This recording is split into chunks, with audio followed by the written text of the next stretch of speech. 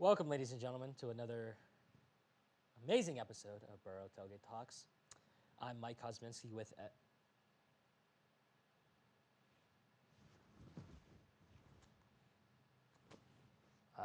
this is a little this is a little embarrassing. Where is Alex? He's usually on time. Richie, do you know where Alex is at? You should know. He's usually on what?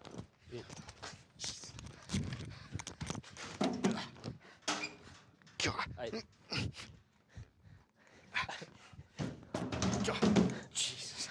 Mind frame. Ran all the way over here. Sorry. You good? You good? Almost hit me with the podium, but that's fine.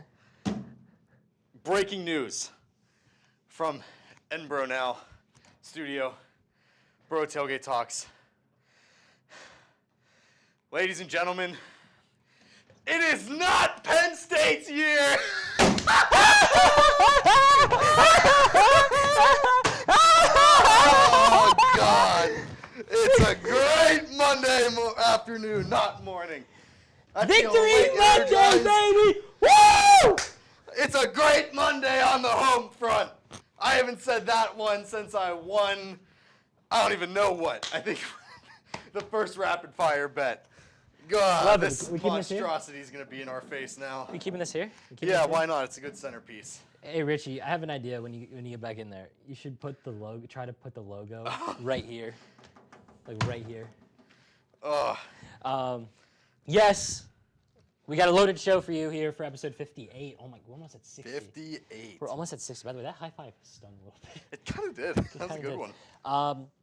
Got a lot for you. We're going to finally talk about some Pitt basketball. Obviously, we're going to talk about Ohio State first. But to close the show, our first athlete spotlight with Matt Carlisle is going to be later on in this episode. So stick around. You want to listen to this Ohio State Penn State review and my Pitt review. So go ahead. The floor is yours. The Penn State Nittany Lions walked into Columbus on Saturday at noon on College game day to take on the Ohio State Buckeyes, led by Kyle McCord and Marvin Harrison Jr. And they sucked. Bad. Penn State's Drew Aller, quarterback, 18 for 42 for 191 yards and a touchdown. That's just so bad. Penn State, I'm sorry. Your quarterback, you were so confident in your football team. Your quarterback walked into Columbus and completed less than 50% of his passes. He literally just was terrible. Ohio State genuinely might have the best defense in the country right now. Oh, the lights turned off. Oh, now they're back on. Welcome to Tailgates. Whoa, they're off. Welcome to Tailgates. Welcome to Tailgates. Oh, it's flickering. Welcome to Oh, Tailgates. boy. Yeah, keep it going. Anyway, Ohio State might genuinely have the best defense in the country after the way they treated Penn State's offense. Penn State had 240 total yards of offense, 73 of those, and their only touchdown of the game came on their final drive. So 240 minus 73, it's like 167 yards until the last drive of the game. They went 1 for 16 on third down. I just remember that one off the top of my head because it was so embarrassingly bad. Don't get me wrong, biggest concern for Ohio State, run game does still suck. We did not have Travion Henderson in this game. We had I'm excited. We had a total of 79 team rushing yards. Who led the way? Because Travion didn't play. Anyway, leading rusher for Ohio State had like 60 yards. Nothing terrible, just like the run game still hasn't gotten going. And that's the biggest problem, and the reason why Kyle McCord is only average and not amazing right now, I would say, is because we have no run game to open up the pass. But again, Travion Henderson hasn't been able to stay on the field. But Kyle McCord was efficient again. 22 of 35 isn't anything spectacular in terms of completion percentage, but it's certainly good enough. 286 yards and a touchdown. Marvin Harrison had 11 receptions for 162 yards and the game-sealing touchdown. It was 13-6 Ohio State. And then he caught a game-winning touchdown pass, essentially. It was the dagger, put him up 20-6. And then Penn State went on their garbage time touchdown drive for their only touchdown of the game. And James Franklin, after the game he called, had the balls to go for a 2-point conversion instead of kicking the extra point to make it a 20-13 game. How hurt was your ego? at the end of the game for you to go that way. Think about that for a second. Did you hear what he said about the game? By the way, What did he say? He said, "I don't believe we were watching the two best teams in college football in this game." Well, he was right about one of them. One of them. You were right about one. Was one of the best. So. But yeah, that to me is so. Getting a little comfortable, my friend here. I don't take things personally very often. I took that one personally. You had scored 0 touchdowns until the last 4 minutes of the game. And then instead of kicking an extra point to make it a 7-point game, you have the gall to go for 2 points instead. So that if you somehow, by the grace of God, got a second touchdown, you can kick the extra point to win. This is why you're 1-11 in matchups against top 5 teams. What did I say last week? If they don't beat Ohio State and Michigan, they need to move on from James Franklin. Well, they do. And you just lost to Ohio State once again. Me and Boro Tailgate Talks biggest Michigan fan, Bryce Stubert, were talking about this in the group chat earlier, and we were talking about how the Ohio State-Michigan games over-under for total combined points is probably going to be like 35. Like, it's like the way these games have been going for Ohio State, held Notre Dame to 14, held Penn State to 12.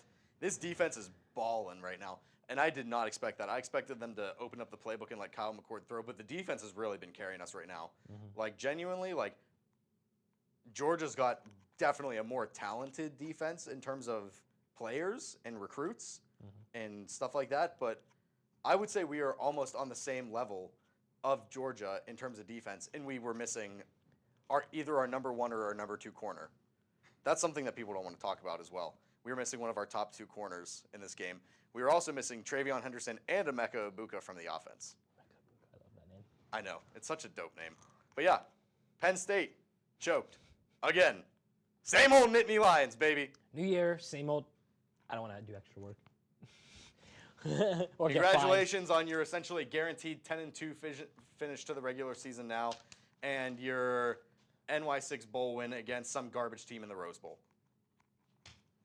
Yes. Because Pac-12 can't play defense. Yes. Welcome to the Rose Bowl.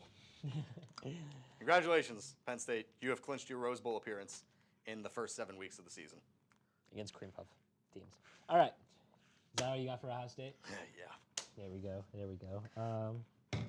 I hope you enjoyed that intro, by the way. I did. Yeah. Okay. Did you like how I was like looking behind my seat? Yeah, that was good. That was good. All right. So, debating if I want to talk about Pitt basketball or Pitt football, which I'm pretty mad about, but I don't want to get too confused with the way I wrote my notes, so I think I'm going to go ahead and go with basketball. Okay. So then both of us can do this. So I figured, looking at most of the guys that are on the roster for this next coming year, I still like the roster. I still think Pitt will make it to the tournament. The thing I'm looking at here is that we are lacking experienced guards. We probably have like 2 that are seniors, maybe 1 that's a junior. The others are freshmen. Not to say that's not going to be a problem, but Young team. Obviously, the Diaz-Graham twins are sophomores. You got them as forwards. Federico, one of the best centers, in my opinion, in college basketball, who's a junior. Not an All-American. Returning, God, don't remind me. Returning for his senior year, Blake Himson, obviously forward. William Jeffers, I believe, is taking the spot of like Nelly Cummings and Burton.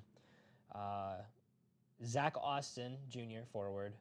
Carlton Carrington, freshman, guard. Michael Hurton, junior, he's the senior guard. Jalad Lowe, freshman, guard. And then KJ Marshall, senior, guard. So, yeah, young team. But I still think Pitt's going to have a good year. I have their schedule down, so I figured let's do this.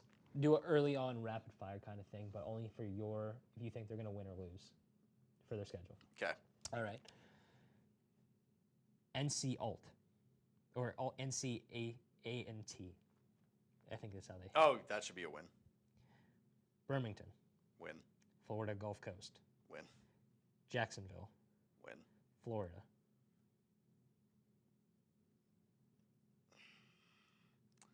He had some recruiting power, but I don't know how their recruiting power is in basketball, so I'll go win. Missouri. It's hard to start out really hot and not lose any games. I'll give them a random L. Clemson. Probably a win. West Virginia. Is it at West Virginia? Yeah.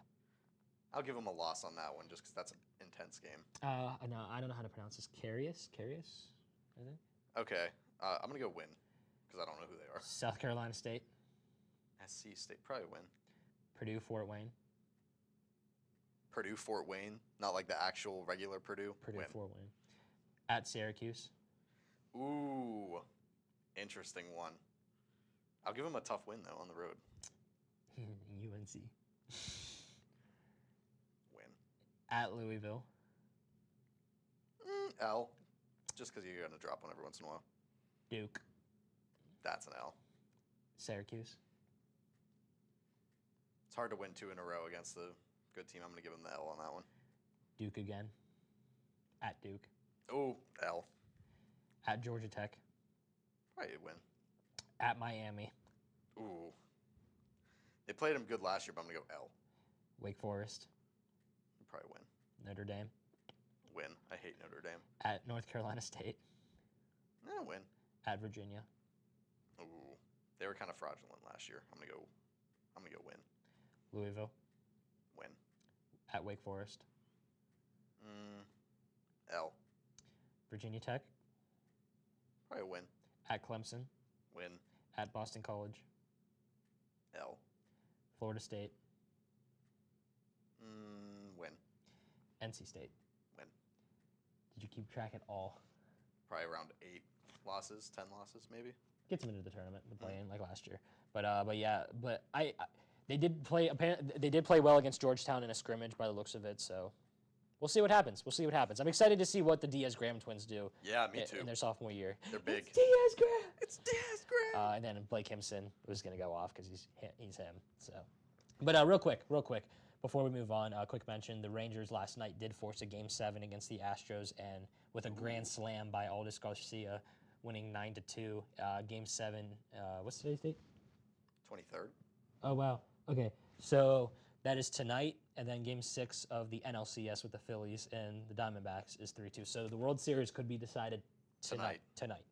So if the Phillies win, At least half of it will be. So the Phillies win, then it's a guarantee that the World Series, because I believe the Phillies game is first at 5 or whatever. Okay. And then real quick, the NBA regular season starts tomorrow. It'll be the Lakers and the Nuggets, and then the Suns and Warriors. And it just came out Draymond Green will not be playing against the Suns on opening night. So I believe college tip-off is, a week and a half away? I believe so. But that is all I have. That is all I have on Pitt. So it's like November 4th, so a week from Saturday. It's either the 4th or the 6th. I've gotten it wrong like 3 times, I'm pretty sure. Mm-hmm. Do we want to bounce back to college football then? I guess. All right, I'll get Boro, and then you can do Pitt. You can close out college stuff with your feelings about Pitt. So, yikes. This is a tough one. I didn't write down that much. We played Clarion at home this Saturday. Oh my goodness gracious. Lost 34-20. That's a tough one. We haven't lost to Clarion in a while, so that's unfortunate. Remember this name. Anthony Guarcio. I don't know if that's how you pronounce it or not. He completed 6 out of 10 passes for 74 yards, but he threw 3 touchdowns. He also ran the ball 19 times for 155 yards and a touchdown. There is essentially no other Clarion stat worth mentioning besides that. Their actual running back ran the ball like 12 times for 80 yards or something like that. So he also played really well. But this kid at quarterback only completed 6 passes, and he still had like 200-something total yards. It was, seemingly like the defense just couldn't stop a nosebleed, unfortunately. I like to stay as objective as possible, so I got to say it in the most objective way possible. The defense just not play well. And that's unfortunate, especially at home against a team that's typically not very good. But you got to bounce back, play at Seton Hill this coming weekend. So, you know, you got a chance to bounce back against a team that's hot, just beat IUP, which is impressive. By the way, Matt did not play in this game. Isaac did, though, and he looked fantastic. He went 30 for 47 for 324, 2 touchdowns and a pick, which is very good. In a game where the defense is just giving up yards and touchdowns, that pick usually just comes from you pressing, trying to keep your team in the game. So I don't know about that for sure. It could have been a bad pick for all I know. I don't know. Either way, with the way that Clarion's offense was moving, I'm just going to chalk it up to he was pressing to keep the team in the game. And there's nothing wrong with that. So, good game from Isaac. Fantastic game. Tough. Really tough to lose to Clarion at home like that. But bounce back week. See how it goes. That's all I got.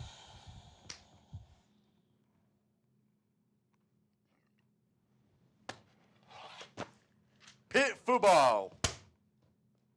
They had it. They had the win.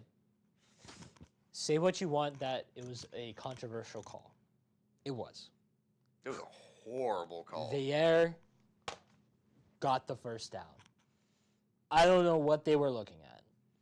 I'm going to see if I have a picture of it because I could show it to the camera and not share the picture of me holding up my phone with a picture of Hasbullah. It was a horrible call. Okay, I'm going to try to find it. But I'm going to say this, though. Narduzzi does not know. His players are not disciplined at all because literally a penalty that cost Pitt also the game. And Narduzzi defended this, which was like, your team's not disciplined. So why are you defending it? It cost you the game. One of his players pulled somebody off of the pile and got an unsportsmanlike. Like, of course you got an unsportsmanlike, you idiot. You pulled him off the pile. You pulled him off the pile. I almost dropped an F-bomb. But, yeah. Speechless. My throat kind of hurts, too. A lot of recording the last 24 hours with me. Oh, yeah. Talked for like 2 straight hours last night. Yes, for an episode of Going for Gold. I don't know when it will be coming out. But, where's it at? Maybe the Loyal Sons, Best Pit Podcast has it. Where's it at? Right, okay, I found it. I'm gonna see how good this pops up. All right, I'll get it here. That's where Villiers was at. Richie, you're not a football guy, but you could clearly see he has the first down. Like Joe, you're not. Yes, I mean, yeah, you are a football guy. I actually take offense to that. Wow. But he got the first down. He clearly got the first down. Focus. Focus. Take that comment some subtle way later. Low-key surprised you said something today. So definitely a controversial call.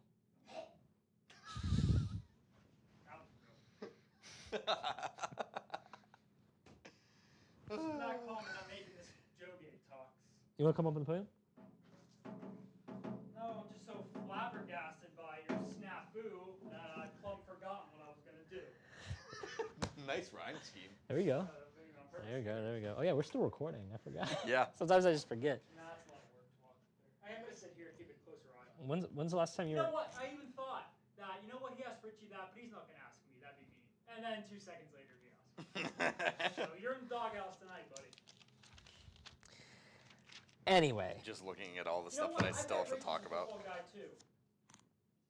He's very passionately shaking Yeah, his we head got no. that one right. Hey- Jeez, you like Richie more than me. Wow. Hey Richie, can I have a raise? Not after that comment. He's giving me raise for my therapy. Christian Vieira, blah blah blah blah. He was 28 for 45 for 302 with 2 touchdowns. That's pretty good. Yeah, but he got the 300 the last play, which was a yeet. A yeet. Yeah. Sibo Fleminster carried the ball 23 times for 105 yards. Bupp Means got the ball 9 times for 109. Dang, Bupp Means is having a good What? season. I almost said West Virginia. Wake Forest started a third-string quarterback and still defeated Pitt. This is why you're 2-5. That cut was amazing. This is why you're 2-5. And it doesn't get any better because Pitt is at Notre Dame this Saturday against Sam Hartman. We beat Sam Hartman before. That's when he was with Wake Forest. Which, by the way, Big slide. hey, guess what? Exactly. This was a controversial slide call. Remember the last time they played with Wake Forest, it was a controversial slide? They got him back. That's funny. So Kenny Pickett's fake slide came back to bite Pitt in the you-know-what.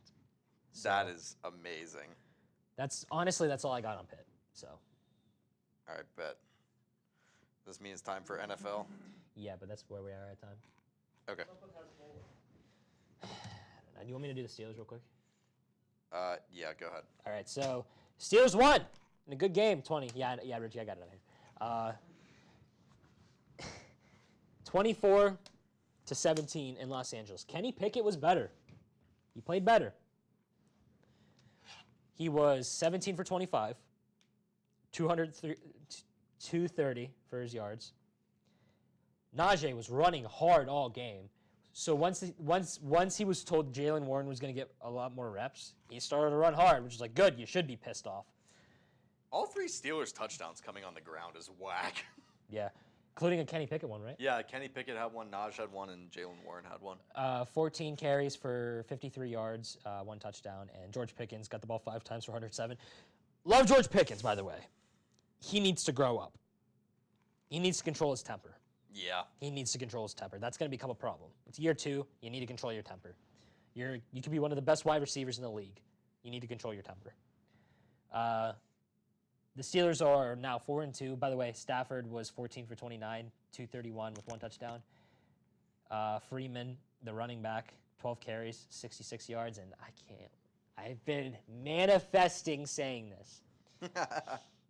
See if I get it right. Puka Nacua. Pretty close. Puka Nacua. Got the ball eight. Okay, it's either 5 or 8 times. I can't read my own handwriting.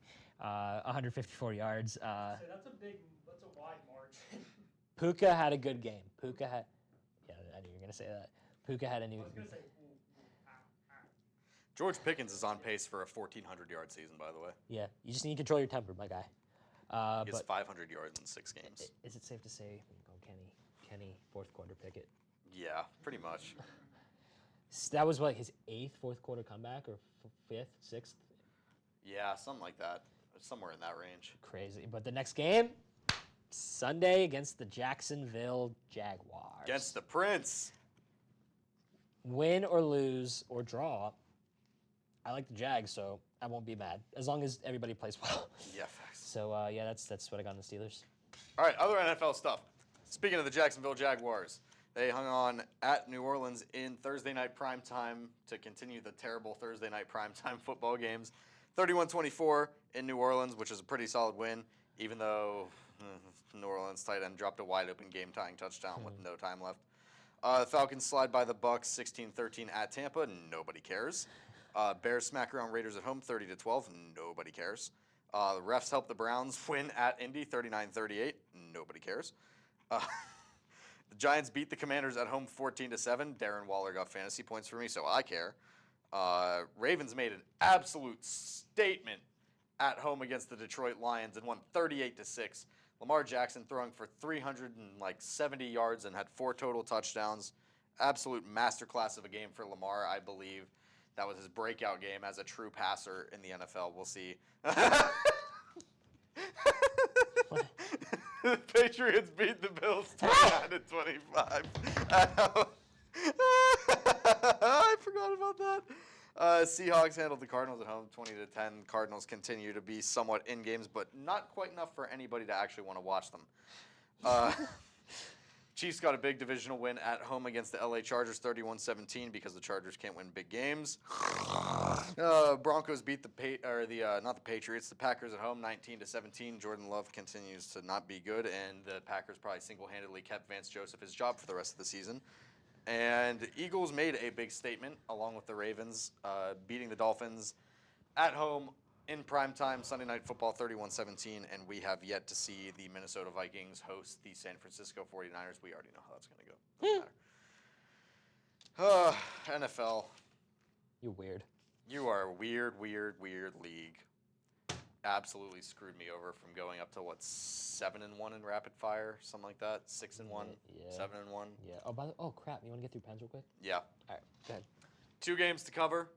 6-3 loss at Detroit on October 18th, which was I don't know, like a week ago.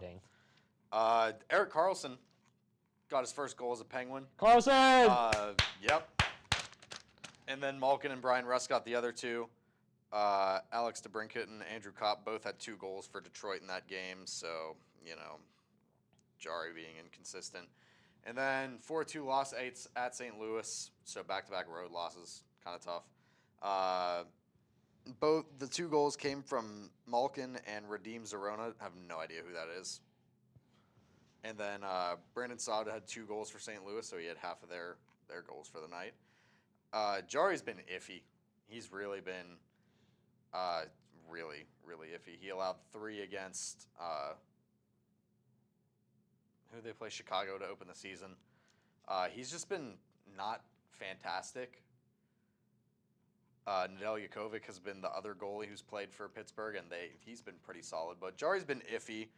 Not really surprised. He was iffy when he was healthy last year. And shooting efficiency really just needs to improve. I mean, this team can get shots on goal. We've been seeing it happen all season so far. They've been aggressive. They just can't. They can't knock them in. So that's more just a quality coaching thing. You need to just improve your efficiency, improve your play calling, improve your setup, get your players in the right position. You can't rely on Sidney Crosby, sniping one from the crease every single time, or someone managing to chip one in, do a 2-on-1 or something like that. So you gotta improve your ability to just score in non-special situations, pretty much. All right. This is probably the best we can do with the lighting. I don't think we can do, Richie. I don't think we can do anything about. Maybe we could try something with the lighting to do the dim and add some intense music that I'll totally forget to add in. Put it in. Put in the intense music. Because, ladies and gentlemen, it is time for our weekly segment. And Richie already gave up on the lights.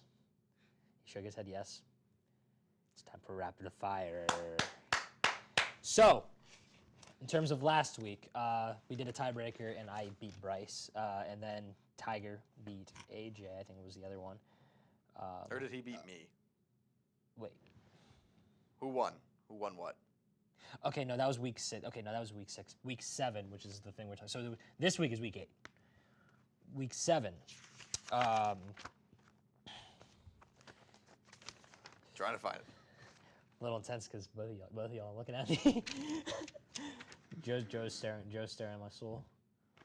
All right. Landon beat EJ. Your soul is a pigskin, and I will toss it because I enjoy pigskin. Tiger beat Alex 7-5. Bryce beat Emma, and I beat AJ. These were the scores. Alex 5, I had 5, Landon 6, Bryce 6, AJ 4, Emma 5, EJ 5, Tiger 7. Now, God, terrible week. yeah, for week 8, Landon versus EJ, Alex versus. No, I'm screwing this up already because I didn't circle the winners on this side. Oh yeah. Okay, for now. I'll do that. All right. So it would be Tiger versus EJ, Landon versus Bryce. Oh. What? We've gone through every possible matchup, so it resets to week 1. Yeah. We need to come up with a bet.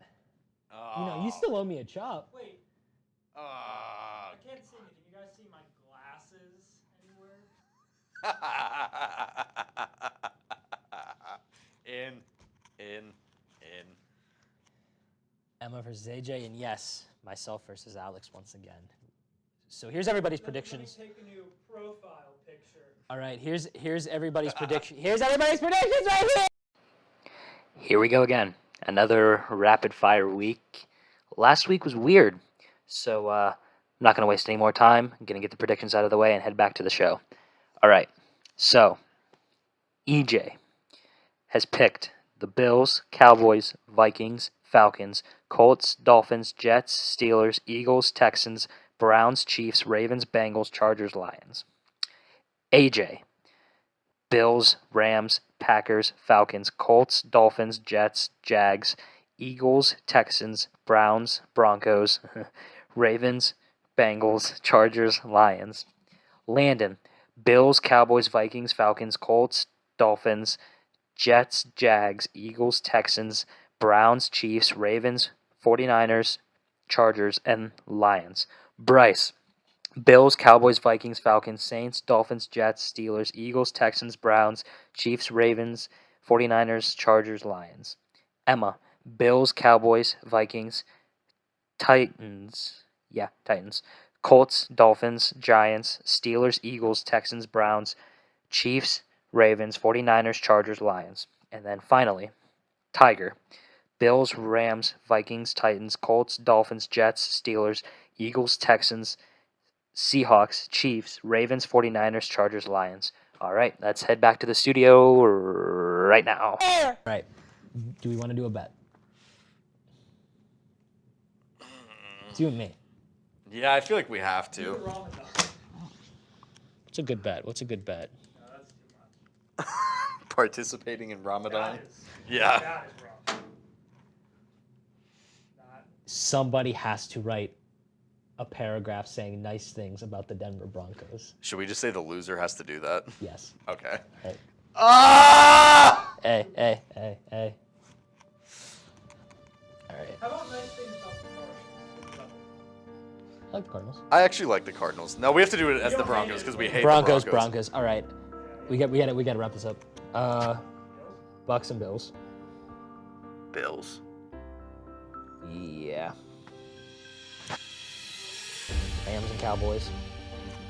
This is gonna be a stupid Cowboys loss. I'm going with the Rams. Oh, you know, that's totally plausible, but I'm going to go Cowboys. Vikings, Packers, Vikings. Ooh. Yeah, Jordan Love's been bad. Vikings. Yeah. Falcons, Titans. Two terrible teams. Is it at Tennessee? Yeah. I don't even know if Tannehill's playing this week. Falcons. I'm going to go Titans. I'm going to do it. Yeah, I'm gonna go Titans too. Saints and Colts. Yeah. Patriots and Dolphins. Fins. Yeah. I think they'll bounce back. Me too. Jets and Giants. Jets. Yeah, definitely. Jags and Steelers. I think the Steelers are pulled this. It's after the bye. I think the Steelers can win this one. Is it in Pittsburgh? Yep. I'm going to go Jags. Eagles, Washington, Eagles. Eagles. Texans, Panthers. Texans. CJ versus Bryce. Texans. Yeah, I'm going Texans. Panthers suck so bad. Yeah. Browns, Seahawks. Seahawks. Also gonna go Seahawks. I already wrote down Chiefs. Ravens, Cardinals. Ravens. Bengals, 49ers. Ooh. Niners. I'm gonna go Bengals. I'm gonna take a risky one on this one. Go Bengals. Bears and Chargers. Chargers. Even though I hate the Rams today. Raiders, Lions. Lions. They're definitely going to bounce back after Baltimore. Yep. All right.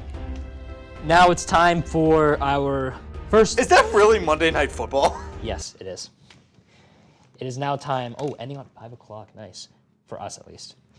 Here is our interview with QB1 for Edinboro, Matt Carlisle. Send this. All righty. And to wrap up this episode today, we are testing out a new segment. As you guys can see, this is pre-recorded, by the way. We're actually recording this before the show. So There you guys go. The Today is the debut of Athlete Spotlight. And today, first guest, quarterback 1, Matt Carlisle. Glad to be on, boys. Glad to be on. Thanks for coming. Thanks for having me. Yeah, thanks for coming on. Yep. And hopefully the show went well. I'm going to assume it went well. Hopefully it wasn't another Tailgate Talks today. Hopefully I did not lose my mind. Oh, I 'cause went think crazy. I think you know why I might Yeah. have lost my mind because of Pitt. Yeah. So hopefully I lost the that's- boys lost this weekend. Yeah, by controversy. They literally had it. Like literally, all they had to do was get a first down, basically just ice it, and then, like, they had 2 timeouts. They could have won. Bottom line, they could have won, and the ref had a controversial call. Who'd they play? Like Wait. Forrest, Yeah. who was starting a 3rd-string quarterback. So, Yikes. yeah. So, but yeah. So I figured start off by reading your bio. To Okay. let the viewers know a little bit about you and Sounds good. your football career so far. So your hometown is Baltimore, Ohio. Mm-hmm. You're a redshirt sophomore here at Edinboro. Yeah. So you informed me before you originally were at Youngstown State, Yeah, right out of high school, went straight to Youngstown State. Yep. and then transferred to American River College. Yep. And then these stats will go all over the place. So we don't know. So, but these were stats that were on his bio on the Edinboro website. So according to the website, you played 10 games for American River. 10 games. Yep. Then you completed 44 of 88 with 650 yards, 6 touchdowns. You ran the ball 46 times for 141 yards. And then you were a 3-year starter at your high school, Newark Catholic. Yep. First team All-Ohio Division selection, first team Alt-League, and was named LCL Cardinal Division Offensive Back of the Year Yep. with 1,769 passing yards, 21 touchdowns, 874 rushing yards with 12 touchdowns, and then finished with, in total offense, 2,643 yards. That is impressive, my guy. That was a good year for the boys. Yeah, that- that was fun. That was a nice year. That was really fun. Yeah, that's impressive, man. That's impressive. Did you guys play in your own division since it was private schools? Did you have your own thing, or was it did you guys play with public schools too? We played with public too. Well, there Okay, I was a figured. league. It was like the Central or the Columbus Catholic League or something that had a bunch of Okay. Catholic schools and Gotcha. Christian schools in it. But we had our own the LCL. It was Licking County League, Gotcha. and so we played all public schools. And we were I only had 300 kids in my whole school. Oh wow. But we also had 65 guys coming out for the team every year. So if you were a guy and you went to Newark Catholic, you played football. Played football. That's valid, yeah. That's almost as big as my roster was, and I graduated with 400 kids. Yeah. 300, my bad. But That's crazy. But yeah, we were also D7 and we played D1, D2, D3 Oh, teams. wow. I don't know how it is in PA, but in Ohio it goes D1's the highest and then D7's the lowest. So yeah, we go single A through 6A in Pennsylvania. okay. Yeah, but to start off question-wise, I mean, because like I said, that's impressive, very impressive numbers. But Thank you. But going through your Newark Catholic, when you're at Newark Catholic, excuse me. You're good. What was kind of the grind getting through all those games, and I guess talk about the process of how much hard work you put in to getting those numbers and then getting to YSU to getting to here at Edinboro now. I mean, just I guess explain the process of just the hard work you put in. Well, the season before that, a lot went into that senior season because my junior year, I was 6'3", 170 pounds. So really underdeveloped, very skinny, very just physically not all there, you know. So no, I get that. and I wasn't the fastest guy my junior year, so I tore my labrum in my right shoulder. Yeah, it was tough my junior year, and so I was out for that happened the 4th game of the year. I was out the rest of the year, so I really didn't have a junior year. And then that whole it was really a blessing because I had that whole off season to gain weight. I put on 25 pounds. I got even faster while putting on those 25 pounds. Got better at throwing the ball with my quarterback coach, and so that process really helped me to physically get ready for my senior year. And then we also had a new offensive coordinator come in, and he gave us a whole new offense. It was half wing T, half spread, and that was really big too. And we went 3-7 my junior year, and then senior year, like we just felt like more of a family. We really came together, and we went. I think it was either 8-4 or 9-4, but we lost 2 games before the state championship. Oh. So it was a heartbreaker too. We probably should have won that game, but it was a great year. Had a lot of fun. But YSU loves their tall quarterbacks. By the way, I was just thinking about that. I don't know. You probably wouldn't know him, I don't think, because you were probably out of there by then. But they have Max Blank now. I don't know if he's starting or not. He's Max like, Blank. I played against him in high school. He's like 6'5". Yeah, he got in there right after I left. Right after, yeah. Mhm. I thought so. Yeah. Big kid. Yeah. 6'5" is pretty. Yeah. That sounds like a big kid. Yeah. 6'5". But Alex, I believe you have the next question. Yeah. Okay, so American River JUCO, is that JUCO? Yep. Yeah, okay. JUCO. So I thought so. So explain just like what JUCO is like to like viewers who may not understand the difference between like typical college football and JUCO, and like even if you want to get into like transferring out of JUCO and back into the regular.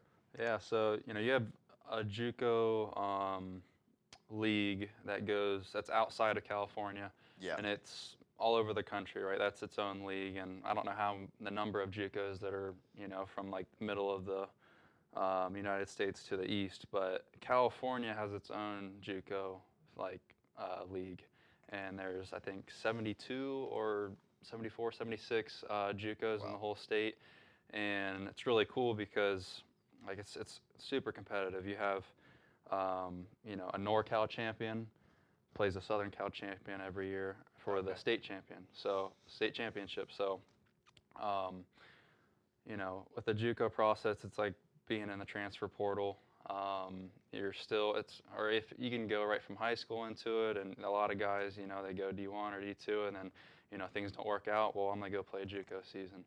Yeah. Right. And so they go do that, and it's like being in the portal still. You have every Division I FBS school, FCS school, Division II school rolling through there and recruiting you. And the California, if you don't know, if you've never been, it's unbelievable. Like it's just completely different from out here in the East. Like it's just there's so many people, athletes out there are just different. Yeah. The football's pretty different out there for sure. Yeah, like very competitive. Unbelievably competitive, but yeah, it's crazy because you don't get scholarships, you pay your way. Yeah, right. You're just betting on yourself. Yeah.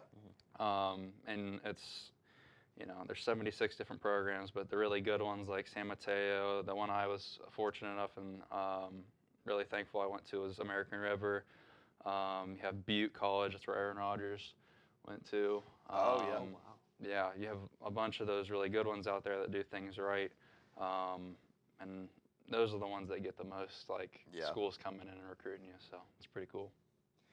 Yeah, that's, and I can say this. If there's one thing that I like for anybody is that somebody that bets on themselves. Yeah. Trust me. I think Josh Allen might have been California JUCO before he got to Wyoming. He too. was. Yeah. He went to Riverside or Yeah, he went to Riverside. Riverside. Yes. Yeah, he's a JUCO guy. Yeah, that's right. I forgot about that too. Mm-hmm. Yeah, but so I actually listened to your interview on the Jake Knoll show and just kind of like the inspiration I got for these questions.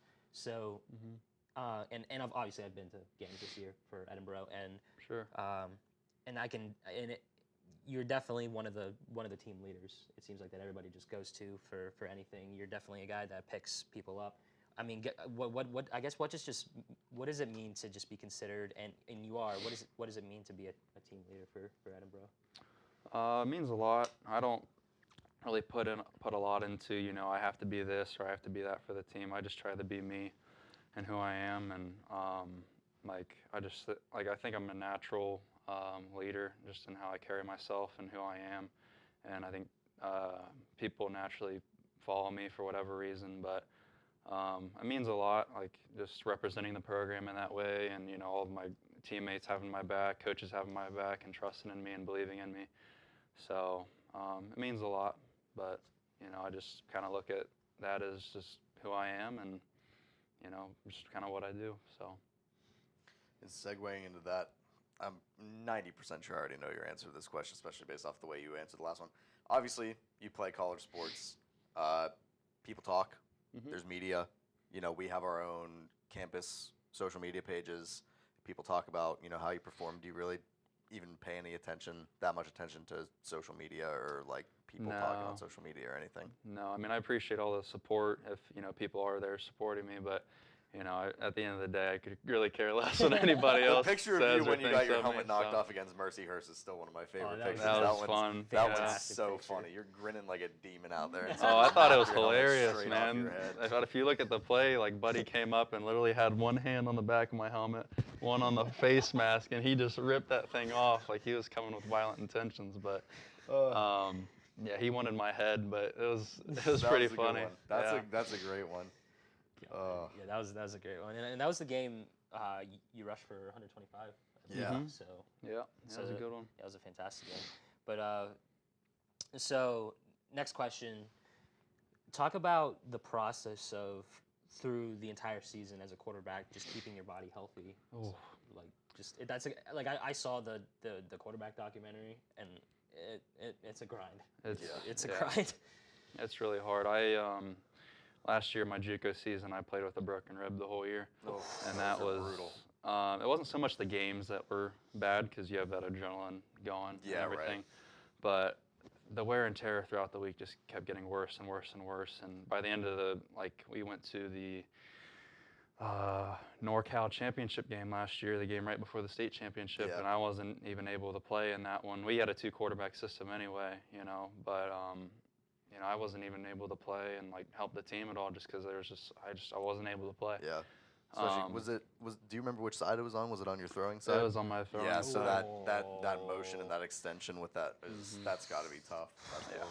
Yeah, it was pretty horrible. And I went through that last year, and I was like, man, I really hope I can come back this year and be completely healthy. And going into the year, I was, but then I literally sprained not one, both my ankles against Shepherd. I was out 2 weeks, and now I have a concussion, so it's just it's really tough. It's a physical game. The way I played, I don't sit back in the pocket, all the time and just sit back there. Like I'm a dual threat running quarterback, and I don't have any fear out there. I'm gonna go hit you. So sometimes I maybe need to be smarter and not take as many hits or put as many on, because I'm definitely getting, I think, the worst end of it sometimes. So yeah, it's tough. It is. All right, you have the I guess last question. Yeah, last question. Just some general advice for especially first-year athletes, whether it's coming here to play sports or just in general, lifestyle, whatever. Just advice to give to people that are coming in to their first year of college athletics. Well, it's a loaded question for sure. No, for sure. There's been a lot. It's been one heck of a journey for me. And going into the college at first, I regret a lot now, but everything that happened at Youngstown and at JUCO, it's made me who I am now. And all of that had to happen for me to truly know who I am now and who God, wants me to be. And I'd say the biggest thing and my biggest advice is find who you are, really. Yeah. And it takes time, but find out who God wants you to be, and don't apologize for, once you find who you are, don't apologize for being who you are, and don't let anybody tell you that you have to be anything else. Yeah. So that's a great one. Yeah, that's a fantastic piece of advice for sure. Yeah, that is. But all right, before we let you go, I got this little rapid fire questions that kind of inspired by the. That's right, you got to do the paper toss. Yeah. Right there. Paper toss. Maybe do the paper toss before I transition into to this interview. so you can do it twice in one. Oh yeah, show. there you go. There you go. But so I got these questions. They're inspired by the Kenny Pickett interview with Ben Roethlisberger in the offseason. Footballing with Ben Roethlisberger. So these questions are gonna just bounce back and forth. Football. Some aren't football related, so they might catch you off guard. They might not. But Okay, we'll fire them up, man. I don't know. All right. Favorite sport to watch? Football, Pepsi or Coke? Coke, Yeah. Favorite food? chicken wings. Yeah. Don't know why this is in here because I think I know the answer. Favorite sport to play? Football. Oh, how about let's go outside of football. Okay. Outside football, golf. All right. There you go. One play left in the game. What's your call? One play left. Yep.